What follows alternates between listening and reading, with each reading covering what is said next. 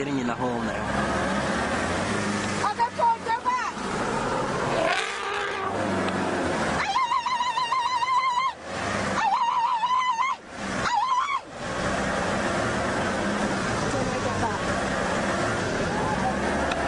And keep an eye on where she is.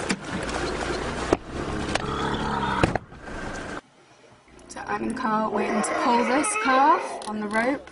We've got the rope on the bumper. We just need to get it under her bum. And I've turned the engine off because her mum is on the other side, so she's calling that way. So it is on the horizon behind Mark's head. Come on, sweetheart. So Robert's trying to turn her and bring her to the side that is shallow.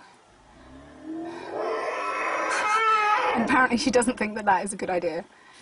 The trouble is that her mother is calling from that side, and that was the way her mum went, so she knows that she's over there.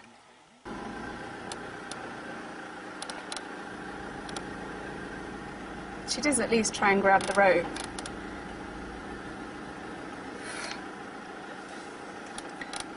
No ratio, reverse. Let's really hope this works. Of course she wants to come away from this noise.